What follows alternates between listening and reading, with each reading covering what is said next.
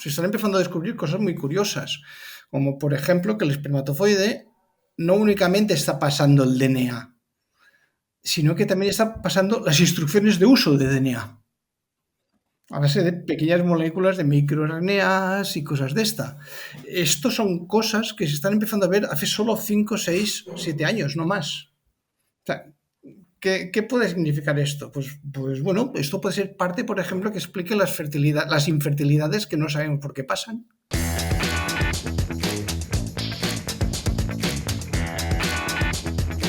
Hola, buenos días y bienvenidos a todos al Porcicast. Soy Joan Luis Arcs y hoy seré su anfitrión en la charla de hoy.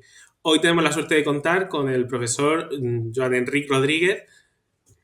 Por favor, encantado de que estés hoy con nosotros y que podamos aprender contigo. Mucha gente ya te conocerá, pero por favor, si puedes dar unas pinceladas de tu formación y tu actividad actual. Bueno, a ver, yo soy veterinario, me licencié en la Facultad de Zaragoza en el 1985, el milenio pasado. Esto ya hace tiempo y ahora actualmente, bueno, soy catedrático de reproducción animal en la Facultad de Veterinaria de la Autónoma de Barcelona y mi especialidad, digamos, es el semen. El semen. O sea, es desde todos los puntos de vista, empezando por el punto más básico de qué es un espermatozoide, cuál es su función, qué hay que hacerlo, y luego ir subiendo para primero ver cómo podemos analizar el semen para ver su calidad, cómo lo podemos conservar mejor, cómo lo podemos utilizar mejor y cómo podemos optimizar su uso. Me he dedicado sobre todo al cerdo, al semen de cerdo, por una razón obviamente de entrada económica, que es la especie ganadera más importante que tenemos en mi zona, en Cataluña, Te diría que prácticamente en toda España. y muy probablemente en toda España, muy probablemente, y es una zona muy industrializada en este sentido, y es también en el cerdo también por un tema histórico, podríamos decir, porque cuando yo acabé la carrera justo empezaba la explosión de la inseminación artificial. Y entonces es un tema que nos interesó. Nos interesó. Entonces nuestro trabajo básicamente es, por una parte, trabajo básico de estudiar lo que es y luego de transferencia de los conocimientos a empresas. Y estamos trabajando en colaboración con empresas como Gepor, como Semen Cardona, etc, etc, etc, desde hace ya bastantes años. Y en este sentido, pues vamos compaginando un poco todo eso, básicamente. La verdad que es un punto crítico, o sea, porque al final en producción porcina lo que producimos son cerdos y sin esperma, sin semen, difícilmente podemos conseguirlo. Y probablemente a lo mejor es uno de los temas más olvidados que, como tantos otros, solo nos acordamos cuando hay problemas. O sea, generalmente en las granjas trabajamos con él, inseminamos, etcétera, y solo nos acordamos cuando de pronto dices, hombre, aquí muchas vacías que puede haber pasado. Entiendo que eso, el tema de conservación del esperma, de todo eso, es vital. Sí, sí, sí, no, evidentemente, a ver, la inseminación artificial en todas las especies ha creado la producción intensiva. O sea, no se entendería ninguna producción intensiva sin inseminación artificial. Porque la inseminación artificial pues tiene ventajas enormes, entre que puedes aumentar mucho el número de hembras, puedes controlar mejor la genética porque puedes ir introduciendo una selección genética más rápida y más variada, también temas sanitarios. Entonces, ¿qué problema? Bueno, yo no diría problema, ¿qué característica hay? Pues que el semen de cerdo funciona muy bien. Y el semen de cerdo funciona muy bien con semen refrigerado. Funciona muy bien. Y a la que se ha establecido una técnica, tenemos bueno, unos índices de fertilidad de 90%, 80 y tantos, 90, esto es una barbaridad si lo comparas con otras especies. Es una enorme barbaridad. Entonces funciona tan bien que estamos en lo que se podría llamar un poco una fase de inhibición tecnológica. O sea, funciona tan bien y es tan barato, porque la genética es tan barata, que ¿para qué lo vamos a mejorar? Si funciona, Sí, y si funciona, ya funciona, ¿no? Entonces la gente, pues, es lo que tú dices, lo deja un poco de lado. ¿Qué pasa? Que cuando falla, como no se ha estudiado a fondo, muchas veces no se sabe por qué falla. No se sabe por qué falla. Y el problema que existe también es que la falta de conocimiento hace que no entendamos mucho lo que está pasando. O sea, por ejemplo, yo empecé con el semen hacía muchos años, evidentemente. hace ya el 90, y al principio de todo, para mí el espermatozoide, yo venía de bioquímica, yo hice la tesis doctoral en bioquímica, y empecé con unas células muy complejas, hepatocitos y cosas de estas. Entonces me metí en reproducción, cosas de la vida, y pillo el espermatozoide y digo, va, esta célula debe ser, entre comillas, tonta. ¿Vale? Esto solo lleva aquí el núcleo, lo mete y punto y se ha acabado. Y empezando a escarbar, te empiezas a dar cuenta de que la mayoría de las cosas que te explicaban a mí no me salían. O sea, no me salía nada. Nada de nada. Entonces te das cuenta que la célula es muchísimo más compleja. Y es muchísimo más compleja. Y por aquí es donde empiezan los fallos. No entendemos la célula. Entonces, cuando falla, no sabemos por dónde falla. Y ahora, por ejemplo, se están empezando a descubrir cosas muy curiosas, como por ejemplo que el espermatozoide no únicamente está pasando el DNA, sino que también está pasando las instrucciones de uso de DNA, a base de pequeñas moléculas de microRNAs y cosas de esta. Estos son cosas que se están empezando a ver hace solo 5, 6, 7 años, no más. O sea, ¿qué puede significar esto? Pues bueno, esto puede ser parte, por ejemplo, que explique las infertilidades que no sabemos por qué pasan. Y las fallas y por qué unos cerdos funcionan bien y otros cerdos no funcionan bien y tú haces un análisis de semen y parece que el análisis esté bien. Bueno, básicamente porque el análisis que hacemos es parcial. Es parcial. Solo vemos una serie de características muy groseras, entre comillas, pero cosas más profundas no las acabamos de ver. También partimos de una cosa. Hemos estado seleccionando berracos que ya tengan buen semen.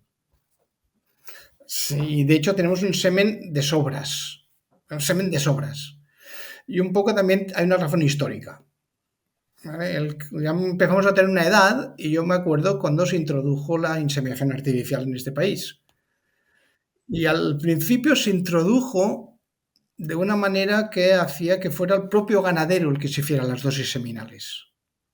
Hace muchos años, cuando se inseminaba con aquella especie de catéteres que parecían un tubo de bombona de butano o calabazas, estas cosas. Pero claro, ¿qué pasaba?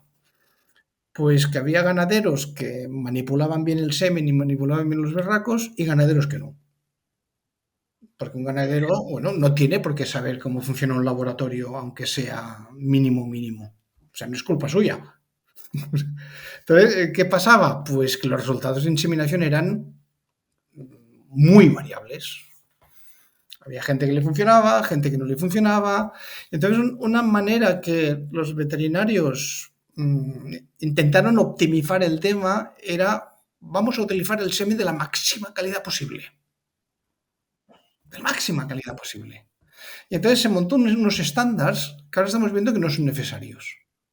O sea, no es necesario tener un semen con menos de un 15% de anomalías para dejar preñada una cerda. No es necesario. Y vamos a máximos. Sí, vamos a máximos. Máximos. Todo esto cambió, evidentemente, cuando aparecieron los grandes centros de inseminación. Entonces, aquello se profesionalizó, se le quitó un trabajo al ganadero que no tenía por qué hacer. Y eso pues facilitó la cosa. Pero nos quedamos con estos estándares. Ya era el sistema de trabajo que había montado y se mantuvo. Entonces, claro, hemos impuesto unos estándares excesivos que hacen a veces eliminar animales que podrían ser perfectamente fértiles, que a lo mejor genéticamente son útiles, pero que, claro, ahora es muy difícil reeducar a la gente. No, sí. Ahora ya la gente está acostumbrada a eso y si ve más ya piensa que no va a funcionar. Sí, sí, no, y claro, yo he visto, por ejemplo, granjas que utilizan semen con un 40-45% de anomalías, que es una barbaridad, Sí. y tienes unas fertilidades del 85-87%. Claro, ¿por qué pasa eso? Bueno, es fácil de entender, porque para que quede preñada una cerda hay más factores aparte de la calidad seminal. Por ejemplo, la recela, el inseminador, cosas de este tipo, ¿no? Nosotros hemos hecho estudios de estos estadísticos un poco raros y llegamos a la conclusión de que el análisis clásico de calidad seminal, de la motilidad, viabilidad y tal, solo explica un 30% de la fertilidad en granja. Eso quiere decir, como mucho. Eso quiere decir que como mínimo el 70% restante lo explica pues la cerda, el inseminador, la recela y todas estas cosas. Y como hemos dicho antes, es una de las primeras cosas a las que vamos a mirar cuando, cuando hay un problema. Claro, entonces a veces, ¿qué pasa? Que muchas veces se le echa la culpa al semen y no es el semen. No es el semen. No es el semen. ¿Vale? Yo una cosa que siempre aconsejo es, vale, hombre, a ver, evidentemente, si el semen hay 3 espermatozoides, están parados, están cojos, eso es evidente, ¿no? Pero antes de echarle la culpa directamente al semen, vamos a mirar lo que hacemos con él. Y otro tema también es cómo lo conservamos y cómo va hasta la granja, cómo llega a la granja, cómo se mantiene en la granja. Ahí también entiendo que hay un mundo. El momento de la inseminación, claro, a veces pasan cosas, fallos poco tontos, ¿no? Épocas que hace mucha calor, tú tienes una nave de gestación muy larga, el semen se tiene que conservar a 16 grados, tú empiezas a 16 grados, dentro de la nave estás a 30 y tantos, igual estás 5 horas, cuando llegas al final de la nave, ¿a qué temperatura está el semen? Si no los proteges bien. En Murcia en verano puede haber empezado a hervir prácticamente. Sí, pero claro. Y esto, por ejemplo, lo ves, es muy clásico. Tú miras cómo ha ido cayendo la fertilidad de la naranja y ves que al final hay mucha más caída de fertilidad que al principio. ¿Por qué? Porque el semen va perdiendo calidad. Entonces, muchas veces es eso. Yo siempre digo lo mismo, ¿vale? El semen es un factor importante, obviamente, obviamente. Pero cuando falla algo, antes que la calidad intrínseca del semen, que puede fallar, a veces falla, y a veces falla porque no acabamos de detectar, porque como no miramos todas las funciones, entonces, claro, ¿qué se mira generalmente? La motilidad y la viabilidad. Se miran generalmente, yo recuerdo que lo poco que tuve que ver, porque yo estuve en un integrado que tenía centro de inseminación, la motilidad, que se moviesen, el tema de las gotas y anomalías morfológicas así más grandes como son con las de látigo y similar. Vale, pues las anomalías son importantes y son mucho más importantes que la motilidad. Entonces, estamos hablando siempre de semen que no sea patológico, ¿vale? De semen de dosis normales. O sea, te encuentras dosis con una motilidad más alta que otras y resulta que la motilidad de esa más alta no da más fertilidad. Entiendo que puede pasar, como bien decías antes, a lo mejor semen con un porcentaje alto de anomalías o con porcentaje alto que da muy buena fertilidad. Entiendo que también tenemos el riesgo de que suceda al revés, de que a lo mejor visualmente el análisis que hacemos no dé como para detectar otros problemas que luego sí nos lo pongan en granja. Claro, por ejemplo, o sea, ¿y cómo está la estructura del DNA? Eso no lo mira nadie. Y tú puedes tener un espermatozoide perfecto, que corra, que penetre y tal, pero si el núcleo no está bien estructurado, que eso no lo ves con las pruebas normales, pues va a caer la fertilidad. ¿Vale? Y también tenemos otro problema, que a veces hay que entenderlo. Nosotros cuando trabajamos con semen, estamos trabajando siempre con un artefacto. Exacto. Nosotros recogemos el semen, lo recogemos con el plasma seminal, pero en monta natural esto no pasa nunca. No pasa nunca. El semen en la eyaculación es en fracciones, y en el cerdo esto es muy evidente, lo que tarda en eyacular y el volumen que hace. ¿Y cuándo se juntan las fracciones? Se juntan dentro de la hembra. Y se juntan muy rápido y además se juntan con las secreciones de la propia hembra. Porque la hembra está en celo. Y una hembra en celo está haciendo secreciones. Entonces, el espermatozoide, después del eyaculado, se encuentra en unas condiciones biológicas dentro de la hembra que no tienen nada que ver con las nuestras. Cuando yo recojo el semen, lo pongo en un potecito y le meto un diluyente. Entonces, claro, estamos siempre extrapolando conclusiones, porque lo que estamos viendo no es realidad, o sea, no es la realidad biológica. O sea, esto es diferente, por ejemplo, cuando haces un análisis de sangre. Yo recojo sangre y estoy viendo lo que está pasando en la sangre en ese momento. Pero cuando recojo semen, no estoy recogiendo lo que está pasando en la hembra. Estoy recogiendo lo que me está pasando en un tubo. Oyéndote decir esto, lo que me sorprende es que entonces estemos teniendo tan buenos resultados. Bueno, porque es muy eficiente. O sea, el sistema es muy eficiente. O sea, de entrada, hay una cosa que es, ¿cuántos espermatozoides tiene un eyaculado? Ahora mismo la cifra no me la sé de memoria, pero miles de millones. Sí, muchos. ¿Cuántos espermatozoides llegan al oviducto? 17.000. Yo solo necesito 17.000. Claro, una mala dosis, ¿vale? La mala, estoy metiendo 300 millones. Que haya un 40% de malos. ¿Eso me quiere decir? 300 millones que me está dejando 140 millones de buenos. 140 millones de buenos son muchos. Si tienen que llegar 17.000. Para solo 17.000, sí. Sí, claro. Entonces, si lo hago medianamente bien o lo hago bien, y si lo hago muy bien, ya ni te explico, entonces, pues las eficiencias son altas. Esas son altas porque el sistema es muy eficiente. Muy eficiente. Y el cerdo es aún más eficiente. El cerdo es de las especies con una eficiencia más alta. Por varias razones, esto aquí habría que meterse ahora en biología evolutiva y estas cosas, pero bueno, lo vamos a dejar. Es muy curioso, desde luego. Y como bien hablábamos, estábamos muy centrados porque el sistema funciona bastante bien en semen refrigerado, pero también está la opción de congelado. Sí, a ver, el congelado nosotros hemos llegado a eficiencias muy altas. Eficiencias muy altas quiere decir del 80-85% eficiencias. Que esto comparado con cualquier otra especie también es una barbaridad. O sea, una cosa que hay que desterrar completamente es el mito de que el semen de cerdo congela mal. Eso no es cierto. Al revés. De las nuestras especies es el que congela mejor. Repito, nosotros tenemos unos resultados del 80, 70 y tanto, 80, 80 y tantos por ciento, y luego, claro, la vaca tiene una fertilidad del 40. Y el caballo también está en un 30-40. Claro, ¿qué pasa? Que no es económico. No es económico. El semen de cerdo tiene unas características que hacen que la congelación tenga que ser muy, muy estricta, necesitando unos aparatos automatizados para que las curvas de congelación se hagan bien, y las dosis son caras. Las dosis son caras. Entonces, si, ahora lo digo un poco de memoria, ¿no? Pero inseminar una cerda para que quede preñada con semen refrigerado, contando un precio de dosis de 5 euros, contándolo todo y contando un 90% de fertilidad, pues como mucho que te va a costar, como mucho llegará a 20 euros dejarla preñada. Como muchísimo, sí, probablemente incluso menos, de genética y tal, pues sí. Resulta que una dosis de semen congelado de cerdo, hacerla ya te vale 20 euros.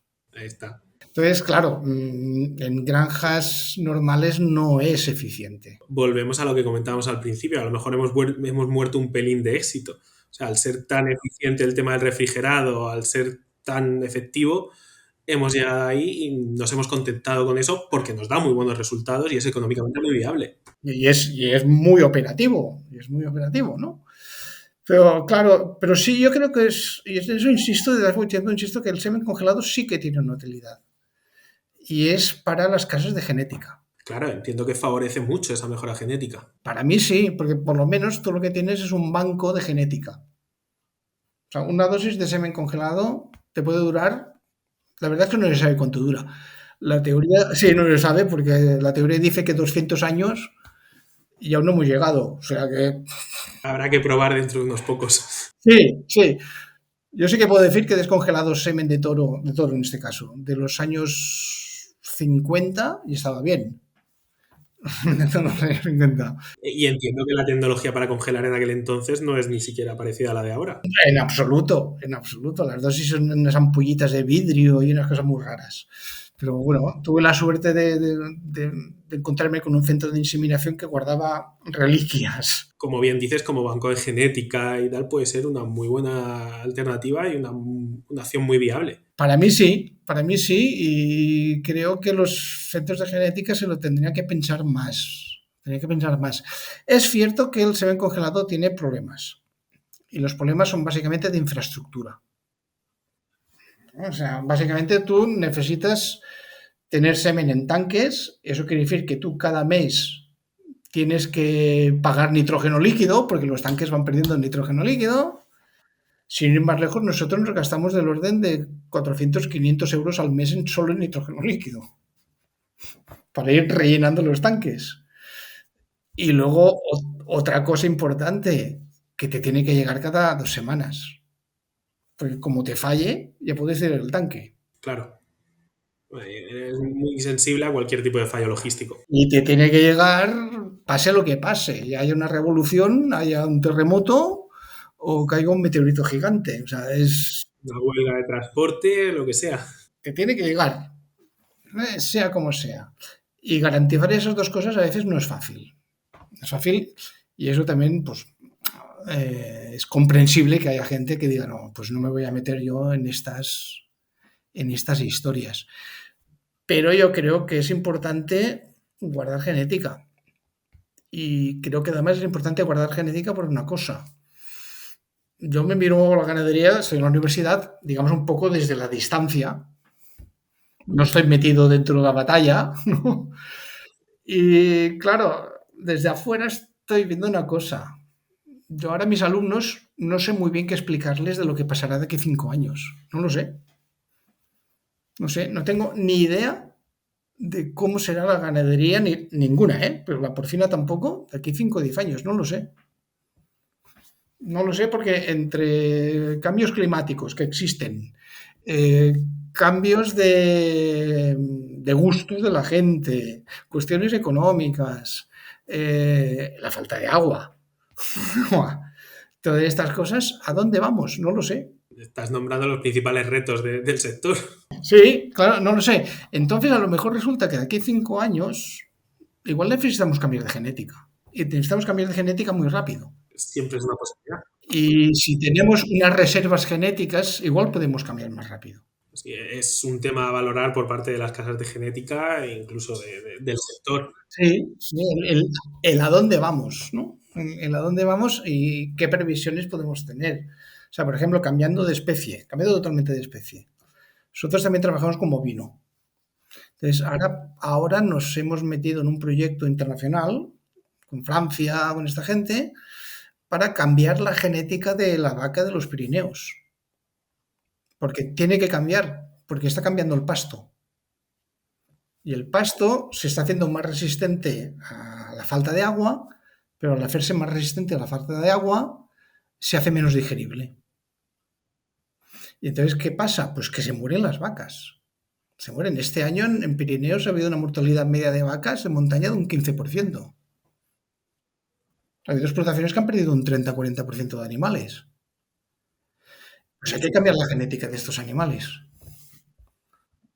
¿Cómo? Pues introduciendo razas más resistentes, etc, etc. Y para esto el semen es fundamental. Bueno, pues es un muy buen aviso al sector de algo en lo que tiene que mirarse y que tendrá que valorar. Al hilo de esto que comentamos de retos en el sector, uno de ellos es la reducción de antibióticos a nivel general, que en nutrición nos toca muchísimo y en producción de granja del día a día nos toca muchísimo. Entiendo que aquí también es un reto. Pues sí, o sea, de momento no nos han tocado, o no nos han tocado mucho, pero nos tocarán. O sea, un día u otro nos llegará. Porque además es cierto, ¿eh? O sea, es cierto, la utilización de antibióticos crea residuos, crea resistencias, y esas resistencias pues crean cada vez más problemas. Eso es innegable. Es innegable. El problema es que, claro, ¿cómo lo hacemos? Como lo hacemos, de entrada, el semen no es estéril, por definición. ¿No? O sea, ya por definición, ya solo el hecho de que pase por el prepucio, ya, por mucho que lo limpies, por mucho que le pases las toallitas, siempre cae algo, siempre, siempre, siempre, siempre. Sí. Y claro, una bacteria que además son bacterias ambientales. Claro, la gente se cree que las bacterias crecen a 37 grados. Bueno, que crecen a 37 grados las que viven dentro de un cuerpo. Pero la mayoría de bacterias viven afuera. Y yo qué sé, Pseudomonas, por ejemplo, crece perfectamente a 15 grados. 15 grados con 80%. Pues claro, tú le estás metiendo un medio con azúcares, un exceso de azúcares, ya lo digo de entrada. ¿Vale? Le metemos demasiado azúcares en los diluyentes. Azúcares, el pH controlado, la osmolaridad controlada. Bueno, aquello para ellos es Disneylandia. Les estamos poniendo un spa. Sí, está en un spa. Y entonces, ¿el problema cuál es? El problema es que compiten con todas. No es que maten directamente a los espermatozoides, sino lo que hacen es competir con los recursos.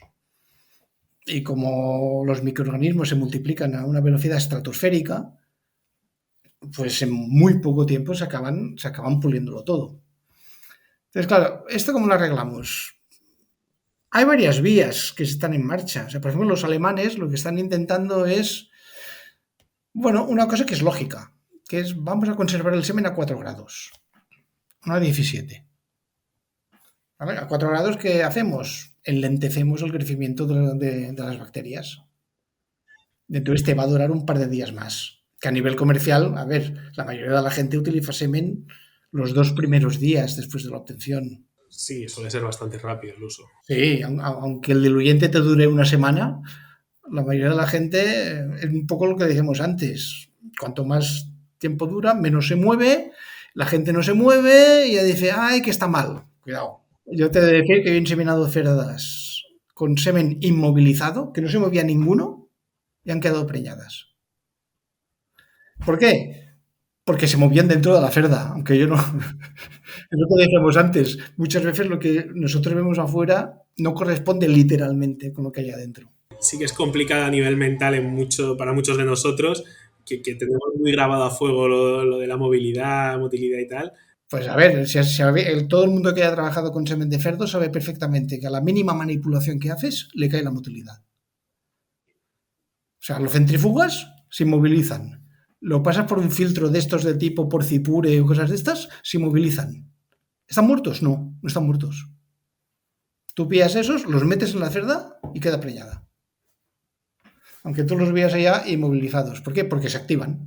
Lo que hablábamos antes, las condiciones al final no son las mismas y la actividad de esas células cambia. Sí. Entonces, pues íbamos por lo de la temperatura. Claro, a 4 grados el problema que tenemos es que por temas biofísicos, podríamos decir, el espermatozoide de cerdo le va muy mal 4 grados. Le va muy mal. Los pueden mantener más o menos 24 horas, pero más no. Y de momento aún no hemos encontrado la manera para superar esto. Y eso que hace años que empresas importantes están detrás de eso. Y hace años, quiero decir, como 15, ¿eh? Que voy oyendo, no, el año que viene tal casa sacará el diluyente. Y esto lo llevo oyendo hace ya mucho tiempo, pero de momento hay algo que falla. Claro, las otras soluciones, sustituir los antibióticos por otros antimicrobianos, a medio o largo plazo no creo que sea la solución. Y no creo que sea la solución porque al final acabarás creando el mismo problema que los antibióticos. Resistencias. Entonces, tampoco ganamos mucho. Mucho. Sistemas. Bueno, ahora que ya nos podemos lanzar a la elucubración salvaje y un poco estamos empezando en ello, pues temas de ataques físicos, campos magnéticos, reacciones de este tipo. Es un tema complicado. Es un tema complicado y lo que quiero decir es que no hay una solución fácil. No hay una solución fácil y tardará. Y tardará. Y habrá que invertir mucho dinero en arreglar este problema. Ahí, desde luego, hay un reto interesante para el sector. Sí, sí, pero yo creo que es una cosa que tarde o temprano nos vamos a tener que meter. Porque como tú decías antes, ya han ido prohibiendo los antibióticos y demás, algún día nos tocará. Han ido, desde luego, la normativa es cada vez más estricta y va abarcando cada vez más. No, no, y es eso, y tienen su razón, ¿vale? O sea, el semen se queda dentro. Pero ¿qué pasa con todos los catéteres y todas las dosis y todas estas cosas? ¿Dónde lo eliminamos eso? ¿Lo eliminamos bien? Habrá gente que sí, evidentemente, y hay sus planes de gestión y, Los planes de gestión de residuos, de todas las granjas. y eso es importante, ¿eh? Eso es muy importante. El sector yo creo que ahí también ha mejorado mucho y ha supuesto un cambio muy importante. No, sí, sí, no, hombre. O sea, el ganadero de ahora no tiene absolutamente nada que ver con el de los años 70, 80, nada, nada, nada que ver. Ahora la gente está muchísimo más preparada. Es lógico, a ver, nosotros también. Todo mejora, esperemos. O sea, todo evoluciona y en general esperemos que sea mejor. Ahora, no es que ellos estén mejor preparados, no es que todos estamos mejor preparados, todos entendemos mejor todo. Tenemos la suerte de que el conocimiento es acumulativo, o sea, que Sí, no, no, afortunadamente, y obviamente, pues las cosas se hacen, yo creo que se hacen razonablemente bien, la verdad. Por lo menos en nuestro sector, se hacen razonablemente bien. Luego que haya problemas, por supuesto. Y luego que haya gente que no lo haga bien, eso en todos los sectores. y que igual que hablábamos, siempre es susceptible de mejorar. O sea, estoy convencido que estamos mejor que, como tú decías, hace 20 años, incluso que 10. Y estoy seguro que dentro de 10 estaremos aún mejor que ahora. Sí, sí, en otra línea probablemente, en otra línea, pero sabremos mucho más. Cuando yo me jubile, seguro que vendrá alguien que lo hará que dirá, bueno, estos burros que estaban haciendo. Y lo cambiará y lo hará mejor, ¿no? Aprovecharemos lo mucho que se ha hecho bien para intentar seguir haciéndolo. Sí, sí, pero bueno, esto siempre pasa, ¿no? Hoy mira lo que hacía fulanito hace 40 años. Pues mira, fulanito hace 40 años hacía lo que podía. Y gracias a eso hacemos ahora lo siguiente y mejor. ¿Qué relevancia le das a usar los marcadores seminales y todo esto que estamos hablando de cara a la selección genética de los machos? Y por ende de todo. Yo creo que cada vez, perdona, sí, sí, no acaba, acaba. No, no, sí, sí, no solo de los machos, sino de todo el porcino. O sea, de cómo puede servir esto para mejorar. Yo creo que cada vez va a tener más importancia. Y va a tener más importancia por un hecho muy fácil. Y es que la genética porcina cada vez es más cara. Entonces, el precio a la que ahora se paga un berraco seleccionado es muchísimo más alto ahora que hace 10 años. Hace 10 años. ¿Y cuál es el problema? Bueno, esto cualquiera que tenga aquí centros de inseminación así lo sabe perfectamente. Tú seleccionas berracos, los llevas a la pubertad o los compras, te los traes, los transportas. Esto con el transporte de animales jóvenes pasa mucho. O sea, en el sitio de salida hacen un análisis de calidad seminal, le da un valor, llegan, el estrés del viaje le hace caer la calidad seminal, esto es lógico, porque la función reproductiva depende del estrés mucho más de lo que se imagina mucha gente, mucho más de lo que mucha gente. Nosotros aquí tenemos el ejemplo del estrés térmico. O sea, en verano en la zona de Murcia, la calidad del semen es dramática la diferencia. Sí, no, no, y cualquier estrés, o sea, el estrés de cuidante, yo le doy mucha importancia al estrés de cuidante. Sí, sí, también, también. Y por eso la gente paga lo que le paga, que paga muy buenos dineros a un buen cuidante, porque un buen cuidante te hace ganar mucho dinero. Eso, ¿sabes? Pues bueno, pero ¿qué pasa? Pues que tienes un porcentaje cada vez mayor de berracos que no recuperan el semen. Pasa el estrés y, bueno, un porcentaje de berracos, la mayoría, pues vuelven a recuperar una calidad seminal, pero un porcentaje que puede llegar al 30, 35, 40%. Entonces, claro, cuando la genética porcina es barata, pues dices, bueno, pero cuando ya un berraco empieza a valer 15.000, 16.000, 17.000 euros, lo compras y pierde la calidad y bueno, o te dicen que aquel berraco lo podías explotar 3 años, y resulta que al año y medio ya no funciona, pues empiezas a decir, ¿qué está pasando aquí? ¿Y qué está pasando aquí? Lo que yo creo es que nos hemos olvidado de tanto seleccionar, que sabía hacer, los caracteres maternos y los caracteres paternos, de que había los caracteres seminales. Y resulta que muchas veces están en contradicción. Si nosotros aumentamos los caracteres paternos, disminuyen los seminales, digamos. Claro, ¿qué pasa? Que hasta hace muy poco no se conocía ningún carácter seminal porque nadie lo había estudiado. O se conocía muy por encima. Ahora, hace ya unos cuantos años, pues ha habido gente, y nosotros hicimos nuestros estudios, pero hay gente por el mundo que también ha hecho los suyos, y sí, sí, ha visto que hay unos determinados caracteres genéticos asociados a determinados SNPs famosos y todas estas cosas que están relacionados tanto para la calidad seminal como para la capacidad fecundante, como también para la congelabilidad del semen. Entonces, claro, cuanto mejor conozcamos estos factores, yo creo que será más importante introducirlos dentro del esquema de selección, porque habrá que llegar a un equilibrio.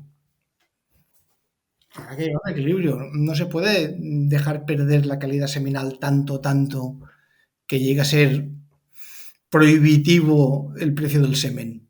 Porque claro, si yo tengo que eliminar el 50% de los berracos Hay que repartirlo a los demás, hay que imputarlo a los demás. y estos berracos me valen 12, 14, 15.000 euros, sí, claro, compro 30 berracos y 15 los tengo que eliminar, pues 15 por 15 son mucho dinero.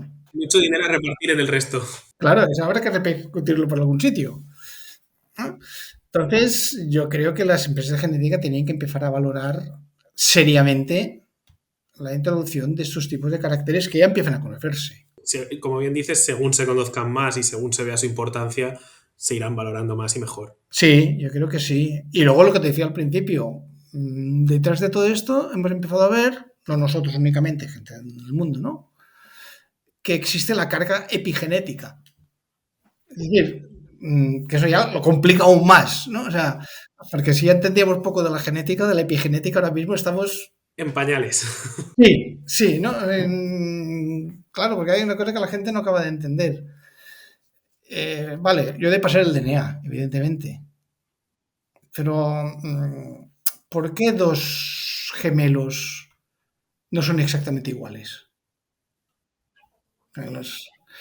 Porque una cosa es tener los genes exactamente iguales, pero luego, cómo esos genes funcionan, depende de factores que muchas veces son ambientales o de carga o tal.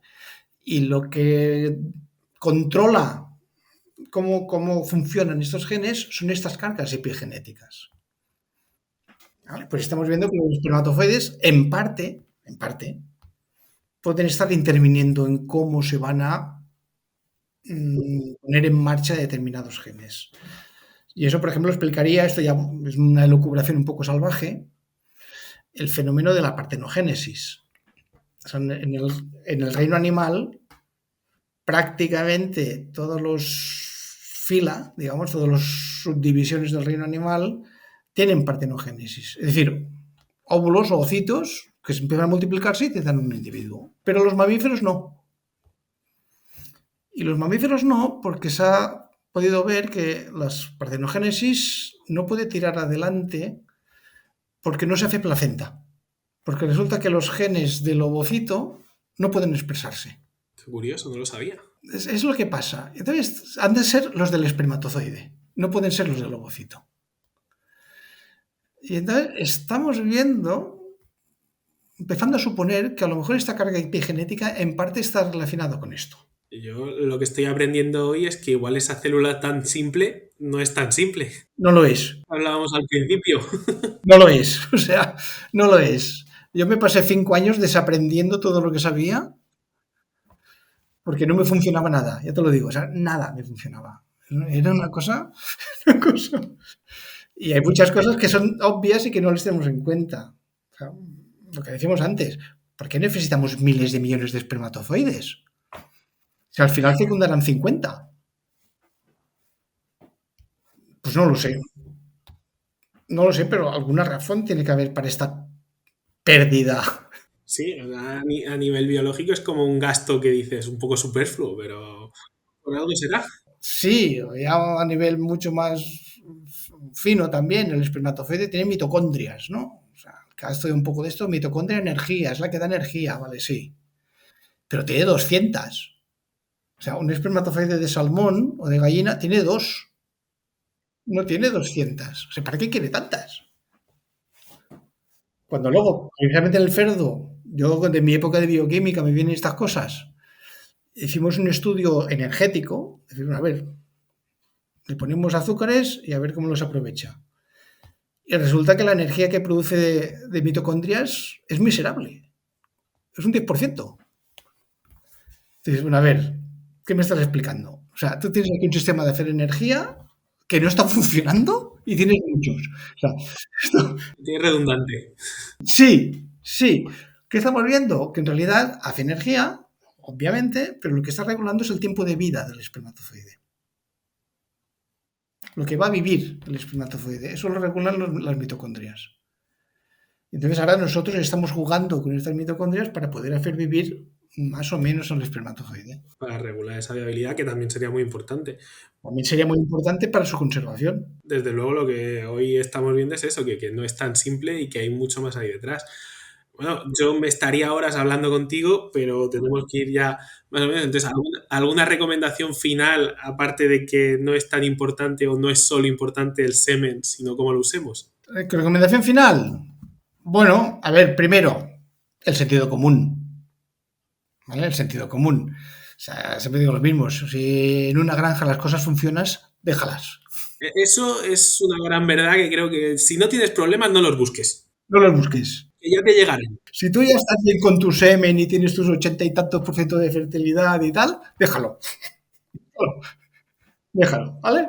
Si hay algún problema, entonces avisa algún importante para ver dónde puede venir el problema, que seguramente no será tanto de la calidad intrínseca del semen como de otros factores asociados. Porque, insisto, a ver, las casas comerciales, obviamente, ellas mismas ya se preocupan de venderte un semen bueno. O sea, nadie es tan tonto como para vender semen que no funcionara. Y si además tenemos los estándares tan rígidos que tenemos de semen, nos aseguramos bastante. O sea, es muy difícil que un fallo de fertilidad sea por una falta de calidad del propio semen. Luego, cómo se manipule o se contamine o cosas, eso es otro tema.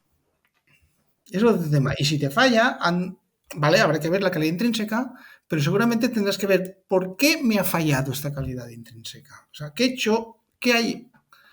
La mala manipulación, alguna contaminación, que esta vez ha pasado. En todos los centros, de vez en cuando les entra una bacteria que no hay manera de matarla y que te lía unos problemas tremendos.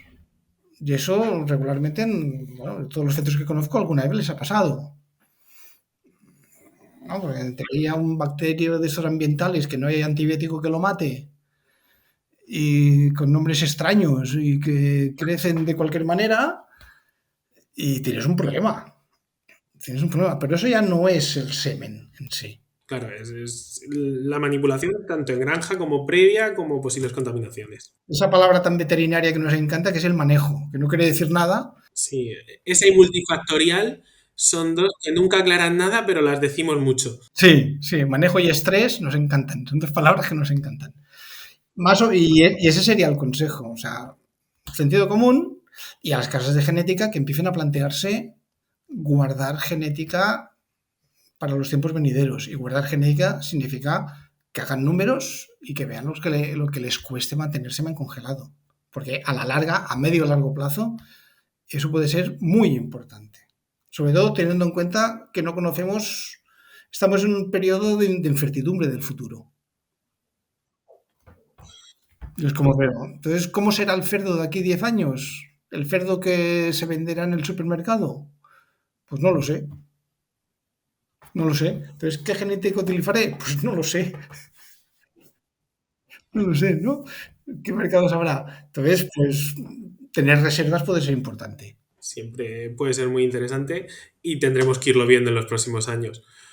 Pues ya como traca final, como último momento, siempre os pedimos por favor que recomendéis a gente que os gustaría ver aquí con nosotros, que os gustaría que compartiesen un rato aquí, que pudiésemos aprender de ellos. Hombre, yo ya se lo he dicho antes a Candela. Hoy podría recomendar primero a una persona de la industria, que es Sam Balask, que es el director del centro de inseminación de la empresa de Pork, Roda de Ter, en Barcelona, que es una persona con una experiencia amplísima y que sabe mucho del tema. Y dentro de la academia, pues mira, a un mexicano que he trabajado con él, de hecho yo le dirigí la tesis doctoral, que es el doctor Efren Estrada,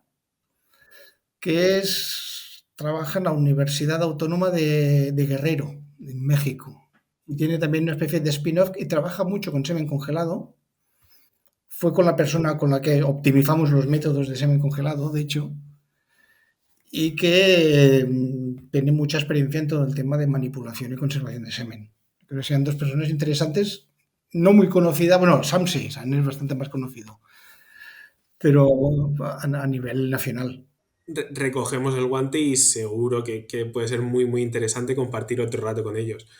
Agradecerte de nuevo que hayas estado hoy con nosotros, que nos hayas enseñado tantas cosas, que hayamos visto que hay mucho más allá de esa célula tan simple y pequeñita que damos por hecho. Y pues nada más, agradecerte que hayas estado aquí. No, agradecerlo a vosotros, darme esta oportunidad de presentarme, estarme por aquí. Pues muchísimas gracias y a todos nuestros oyentes también por escucharnos y hasta la próxima. Vale, muchas gracias. Hasta la próxima.